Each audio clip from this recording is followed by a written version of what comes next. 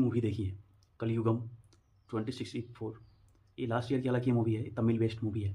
इस स्टोरी में basically divided है टू सोसाइटी। इसमें एक रेसिडेंट और लिबरेटर के बीच में फाइट है।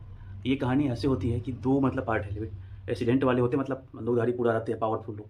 और ये जो लिबरेटर्स जो होते हैं कि नीचे के लोग खाने के लिए तरस रहते हैं। तो इसी के बीच में ह्यूमन नेचर को हाईलाइट किया गया कैसा है, कैसे आदमी अपने आप को मतलब सस्टेन करने के लिए, खाना खाने के लिए क्या क्या मतलब पॉलिटिक्स एक दूसरे के खिलाफ खेलते रहते हैं। अगर आपका काम निकल गया तो आपको उससे कोई मतलब नहीं, आप तू कौन मैं कहूँ, कोई मतलब नहीं कि आप कौन हो। इस तरह से कहानी को बताया जाता है। लास्ट में दिखाया जाता है कि एक व्यक्ति होता है कि सब आदमी अलग अलग परेशान होता है कि खाने के लिए कैसे हम जिए।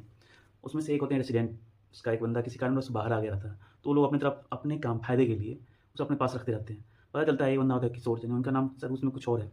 उन्हें वाकी तकीब से उससे बात होती है तो अंदर बुला लेता है बाहर में, और उसे कोई और स्टोरी बताता है। उसमें खाने का पूरा देखिए तो थर्ड वर्ल्ड वार के बाद की ये स्टोरी है। ये तो ये थर्ड वर्ल्ड वार खत्म 2064 में है ये स्टोरी। वहाँ पे जो बंदा सब जो स्ट्रगल कराते हैं दूसरे के प्रति, तो फिर जैसे तैसे दूसरे को मार भी देते हैं खाने के लिए।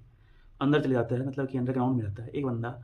ज़मीन के अंदर में पूरा सेटिंग कर रखा है बंदे ने, वीडियो कैमरा लगा रखा है, अलग अलग चीज़ें, बड़ा सा रूम है पूरा। लेकिन रखेंगे कि मतलब आधुनिक रूप से उस ज़माने में कैसा होगा उस तरह से सिस्टम कोशिश की गई है दिखाने की। और पूरे खाने उसमें डब्बे में बंद है। जो आया उसको खाया और उससे खाना खाया और बताता है कि वो मात्रे गई है, उसका नाम झूठा कहानी है, वो आएगी तब होगा।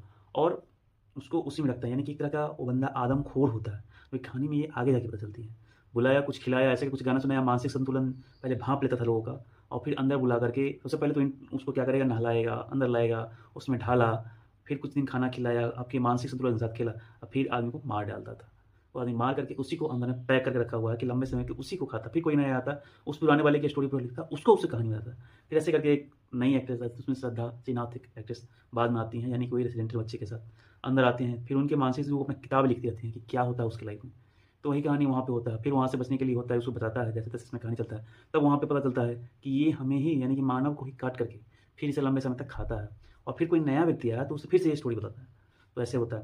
तो इससे बचने के लिए इसने कहानी बाहर वालों को वॉकी-टॉकी से फ़ोन किया। तो यानी कोई रेसिडेंटल बच्चा था, उसे ही मार देता है। और फिर इसे ही मारना चाहते हैं लेकिन ये बच जाता है। लेकिन लास्ट में जब ये लड़की राजनाथ, इसका कुछ और नाम, भूमि नाम होता है इनका, ये 3-4 महीने तुम आराम से जी सकोगे सबको मार करके।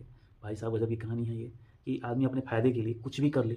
2064 की कहानी पर दिखाया गया है। हो सकता है, पता नहीं, पर थोड़ा-सा ज़्यादा इंटरेस्टिंग नहीं है। अगर आप उस ज़माने के अनुसार सोच के थोड़ा-सा मेंटालिटी है, तो आप देख सकते हो।